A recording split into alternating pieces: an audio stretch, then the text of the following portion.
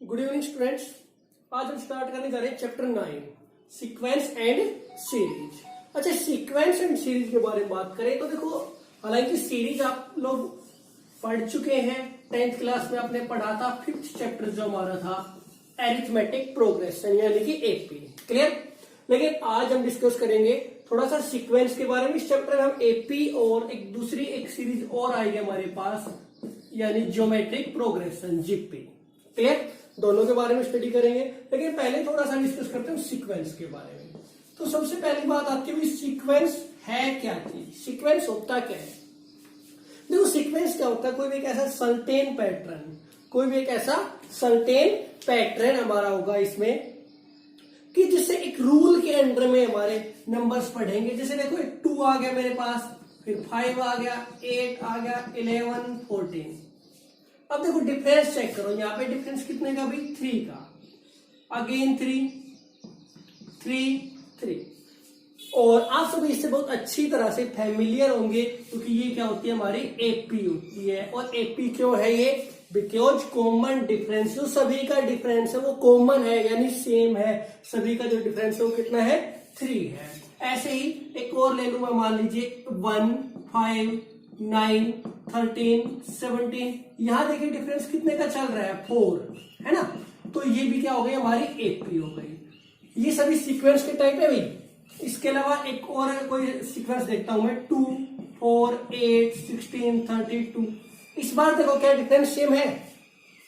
इस बार डिफरेंस देखो, यहां डिफरेंस कितने का है, 2 का, यहां 4, यानी डिफरेंस तो सेम नहीं है। तो एक चीज तो क्लियर है, एपी तो नहीं है, राइट। लेकिन कुछ तो कॉमन होगा। देखो, कुछ चीज ऐसी जरूर इसमें जो कॉमन है, और वो क्या है, अगर आप 2 को 2 से मल्टीप्लाई करें क्या मिलता है, 4, फिर 4 2 जा 8, 8 2 जा 16, 16 2 जा 32। यानी कि नंबर क्या हो रहे हैं, मल्टीप्लाई होते जा रहे हैं। देखो, एपी में जहां नंबर क्या हो रहे थे, ऐड होते जा रहे थे हमारे, है ना।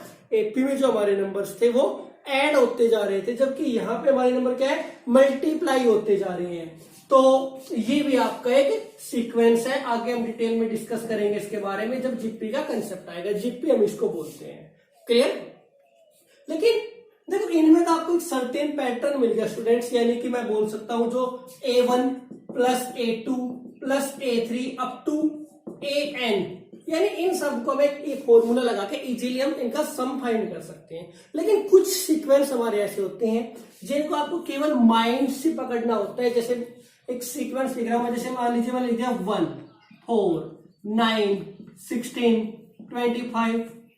आपको सर ये क्या है, देखो अब क्या है, यहाँ पे डिफरेंस सेम है, नहीं है। डिफरेंस कितने का है, 3 का, 5, 7, डिफरेंस सेम नहीं आया। दूसरी बात, मल्टीप्लाई में भी नहीं चल रहे। तो जब आप ध्यान से देखेंगे आखिर है क्या चीज, तो आपको पता लगेगा कि ये क्या है भाई, 1 का स्क्वायर। ये क्या है, 1 का स्क्वायर। ये क्या है हमारा, 2 का स्क्वायर, 3, 4, 5, यानी सभी के क्या है, स्क्वायर्स हैं। सभी के क्या है, स्क्वायर्स हैं, क्लियर। तो इस तरह से हमें पता लगेगा स्क्वायर्स क्या होते हैं।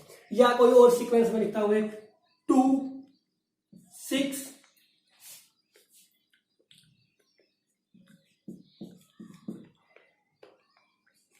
अब इसको देखिए ये कैसे आया हमारे पास। अब देखो 2 के बारे में अगर मैं डिस्कस करूं तो 2 किससे बनता है, 1 into 2। 6 क्या है, 2 into 3, राइट। 12 क्या है, 3 into 4, 4 into 5, है ना। यानी एक पैटर्न बनता जा रहा है। तो ये सब क्या होते हैं भाई, हमारे सीक्वेंस होते हैं। ये सभी क्या होते हैं, हमारे सीक्वेंस होते हैं। यानी एक सर्टेन कोई भी रूल लगेगा और उसके अंडर में हमारी जो सीरीज है, जो हमारा सीक्वेंस है, वो क्या होगा, लगातार इंक्रीज होता चला जाएगा। अब अगर मैं इसके लिए एक रूल बनाना चाहूं, इसके लिए अगर मैं NF टर्म कहूं तो क्या होगा भाई, क्या चल रहा था, सारे स्केयर चल रहे थे। तो हम क्या लिख सकते हैं इसको, AN की वैल्यू क्या है यहाँ पर, n स्क्वायर। अब n की वैल्यू आप चेंज करते जाओ। फॉर एग्जांपल आपने n की वैल्यू 1 रखी, आपको फर्स्ट टर्म मिल गई। n की वैल्यू 2 रखी, सेकंड मिल गई, 3 पे थर्ड। ऐसे इसके लिए अगर मैं an बनाना चाहूं तो क्या बनेगा भाई, an। अब देखो कैसे बन रहा है ये नंबर, ध्यान से देखो। फर्स्ट टर्म है ना, तो 1 को किससे मल्टीप्लाई किया मैंने, 2 से, यानी उसके बाद आने वाले नंबर से, उसके जो उसका मतलब उसके बाद में जो नंबर आ रहा है उसका सक्सीडिंग जो नंबर है। इधर सेकंड टर्म है 2 आ गया, फिर 2 से नेक्स्ट 2 के बाद आने वाला नंबर यानी कि 3, फिर 3 पे सीरीज आ गई, 3 से नेक्स्ट यानी 4 आ गया।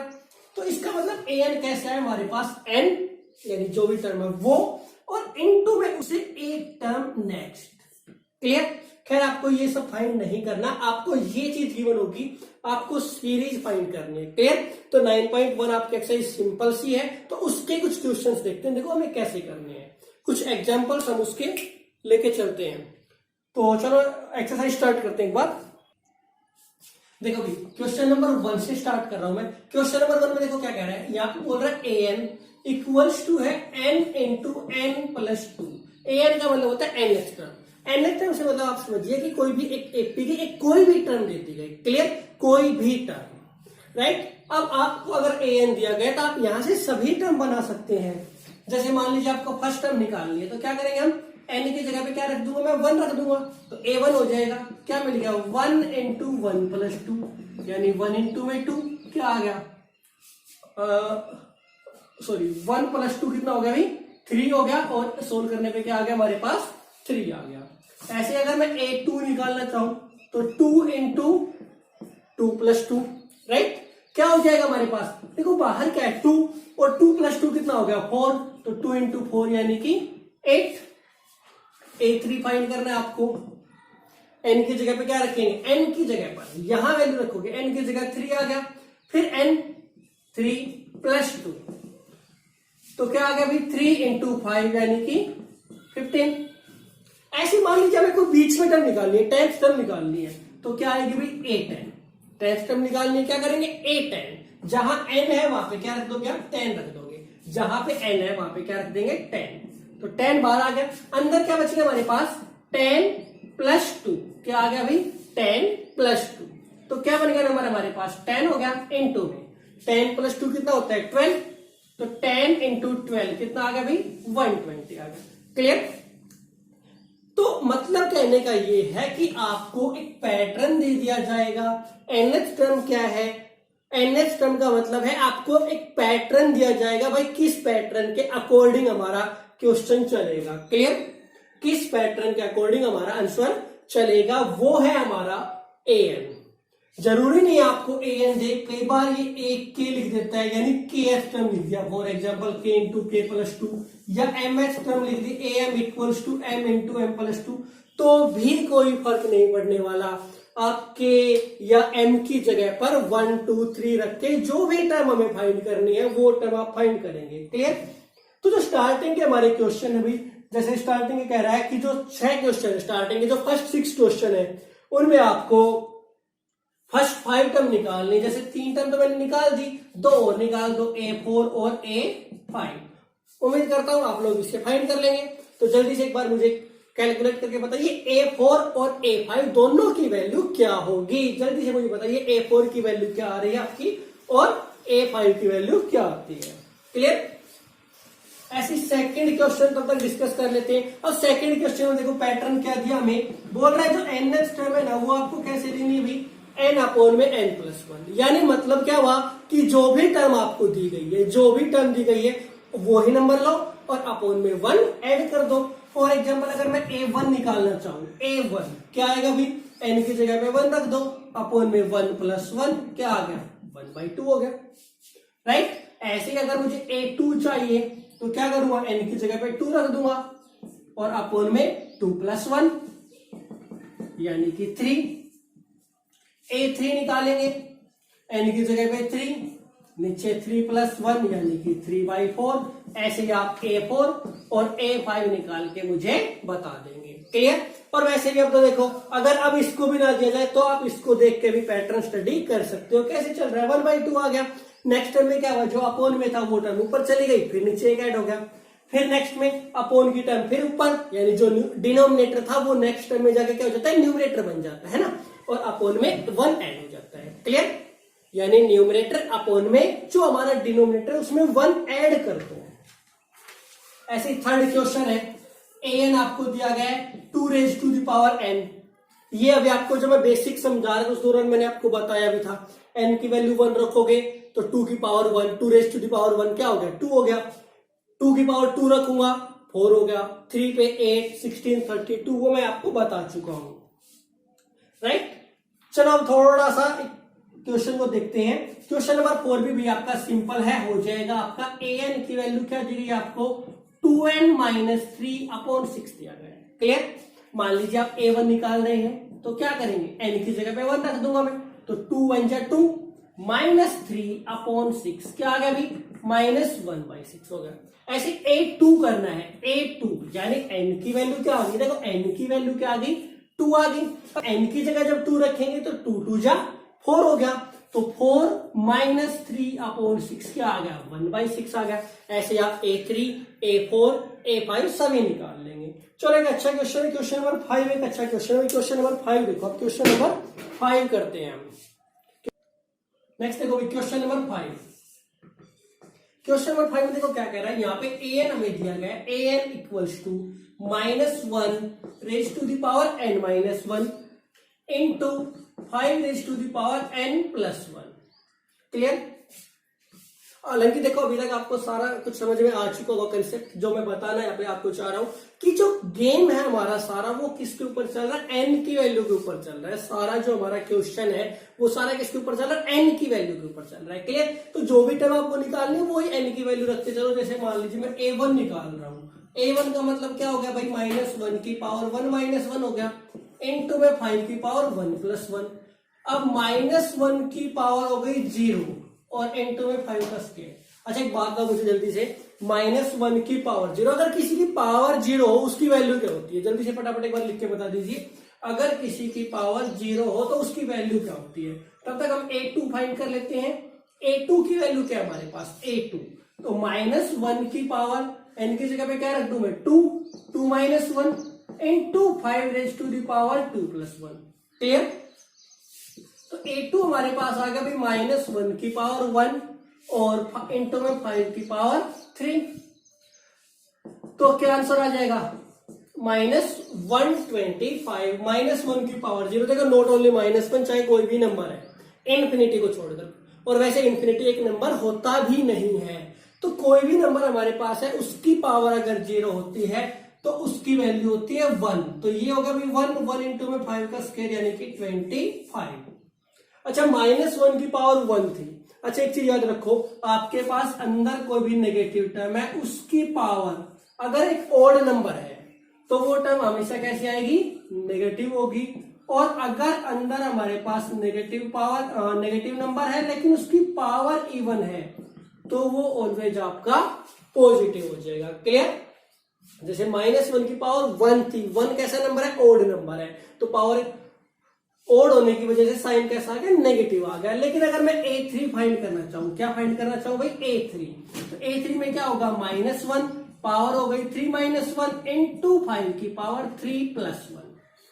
अब -1 की का क्या हो गया भाई होल स्क्वायर हो गया, इंटू 5 की पावर हो गई 4। अब देखो -1 का स्क्वायर का मतलब इवन पावर, क्या मतलब हो गया भी इसका इवन पावर होगा। अब इवन पावर हो गया तो इसकी वैल्यू क्या हो जाएगी 1 हो जाएगी, इंटू में 5 raise to the power 4। Solve करोगे क्या आ गया 625, क्लियर। अगर कोई बच्चा मुझे बता सकता है कि पावर अगर ओड है तो नेगेटिव और पावर अगर इवन है तो पॉजिटिव होता है, क्यों होता है ऐसा, अगर कोई बच्चा मुझे जल्दी से बता सकता है तो फटाफट आप लोग मुझे रिप्लाई करके बता दीजिए, क्लियर भी। क्वेश्चन नंबर 6 आप लोग खुद करेंगे। क्वेश्चन नंबर 7 8 कंपेरेटिवली कुछ ना कुछ इजी ही है। क्वेश्चन नंबर में आपको 8 करा देता हूं। 8 में देखो क्या दिया गया है, an आपको दिया गया है और कह रहा है an की जो वैल्यू है वो है n square upon 2 raise to the power n। क्या दिया गया भाई n square upon 2 raise to the power n। अच्छा फाइंड क्या करना है, हमें फाइंड करने को बोल रहा है a7, तो क्या फाइंड करना है a7। अब देखो जो स्टार्टिंग के जो 6 क्वेश्चन हमारे थे, जो स्टार्टिंग के पहले जो 6 क्वेश्चन थे उनमें क्या था, उनमें हमें 1 से लेकर के 5 तक यानी फर्स्ट 5 टर्म फाइंड करनी होती थी। लेकिन इसमें कोई 5 या 7 या 8 टर्म आपको फाइंड नहीं करनी, एक पर्टिकुलर जो भी टर्म आपको बोले वो फाइंड करनी है। जैसे a7 के लिए बोल रहा है तो क्या करेंगे a7, क्लियर, डायरेक्ट a7 पे जाओ। n की वैल्यू क्या आ गई, देखो यहाँ पे n की वैल्यू 7 आ गई, तो n की वैल्यू अगर 7 आ गई तो क्या हो जाएगा भाई 7 का whole square upon 2 raise to the power n का मतलब 7। क्लियर। अब 7 का स्क्वायर क्या होता है भाई, 7 का स्क्वायर होगा 49 upon 2 raise to the power 7, और इसको जब आप सोल्व करेंगे तो ये होती है आपकी 128। क्लियर। क्या आंसर आ गया हमारे पास 49 upon 128। That's question number 8 for you. 9 10 बिल्कुल सेम है जैन 9th, ज्यादा कुछ नहीं है 9th, बल्कि क्वेश्चन के जैसा ही कुछ टाइम दी गई है। ए एन की वैल्यू हमें दी गई है -1 raise to the power n-1। Clear. और इनटू में हमें दे दिया गया n क्यूब। कह रहा है A9 फाइंड करो। क्या फाइंड करना है भाई, A9। तो A9 में क्या करोगे, n की जगह पे क्या आ गया 9 आ गया, तो A9 equals to -1 raise to the power 9-1। Clear. और n2 में आ गया हमारे पास 9 का क्यूब। क्लियर। क्या आ गया भाई, 9 का क्यूब आ गया। अब क्या करोगे, -1 रेज टू दी पावर 9-1 यानी 8 हो गया, और 8 कैसा नंबर होता है भाई, इवन होता है, तो एक तो क्लियर हो गई, वैल्यू पॉजिटिव आएगी। अब 9 का क्यूब, 9 का क्यूब क्या होता है जल्दी से बता दीजिए। 9 का क्यूब क्या होता है भाई, 729। सो A9 की वैल्यू क्या आ गई आपके पास 729। ये आपका आंसर। क्लियर। अगर यहां तक सारा समझ आ रहा है तो भाई अपना एक बार लाइक करते चलना, थम्स अप दे देना। चलो नेक्स्ट देखते हैं क्वेश्चन नंबर हमारा 11।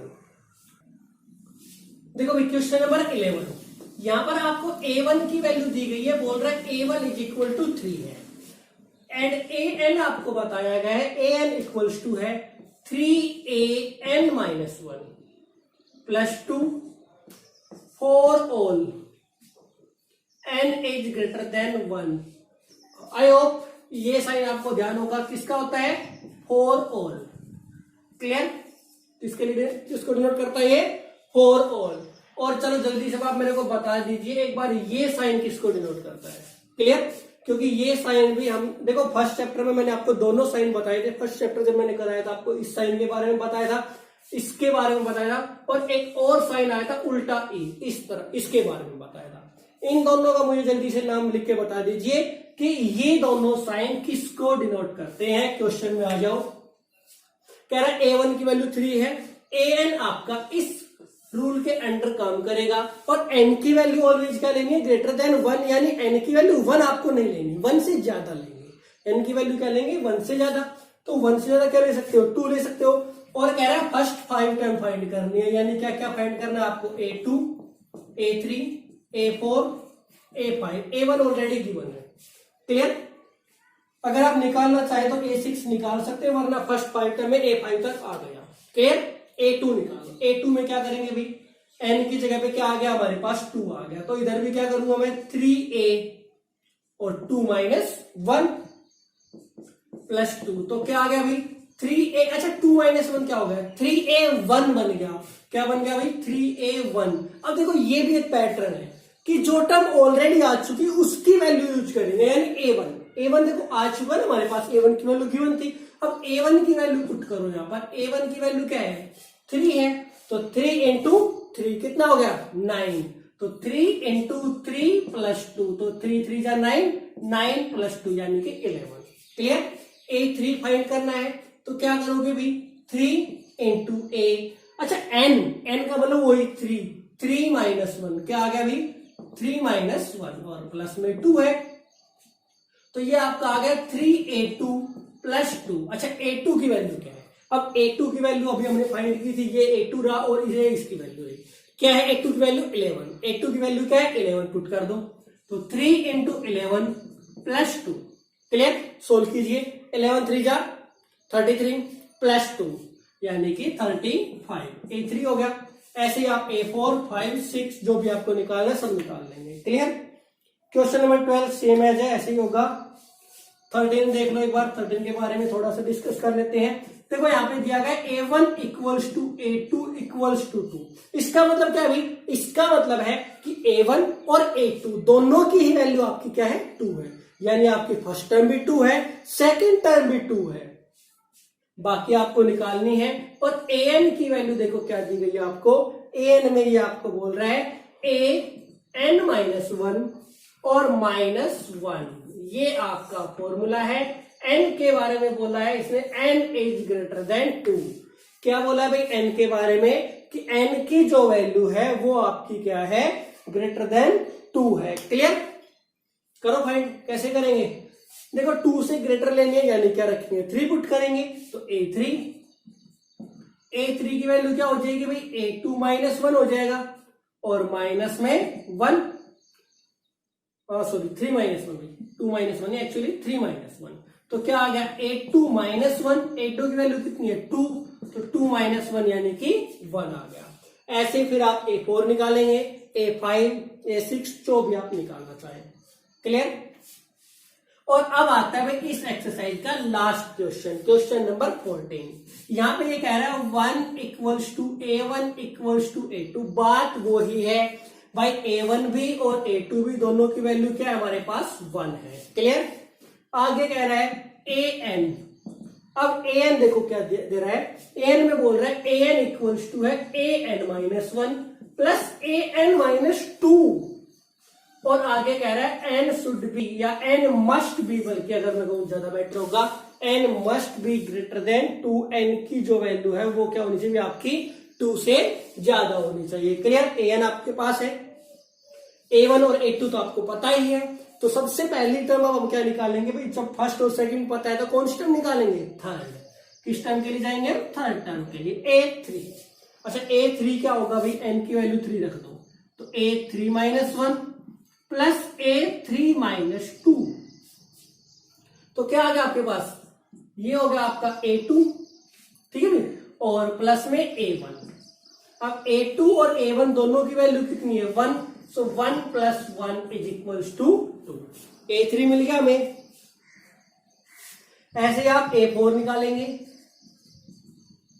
ठीक है भाई, a4 निकालोगे, a4 की वैल्यू क्या आ जाएगी, a4 minus 1 plus a4 minus 2, यानी कि a3 प्लस a2।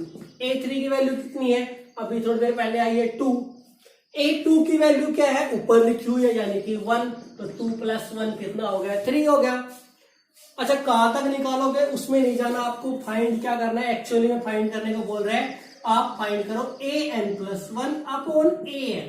क्लियर, क्या फाइंड करना है आपको, an plus 1 upon an find करना है, और जो n की वैल्यू है वो 1 2 3 4 5 में से कुछ भी हो सकती है, यानी कि सभी वैल्यू को बारी बारी से लिख लो।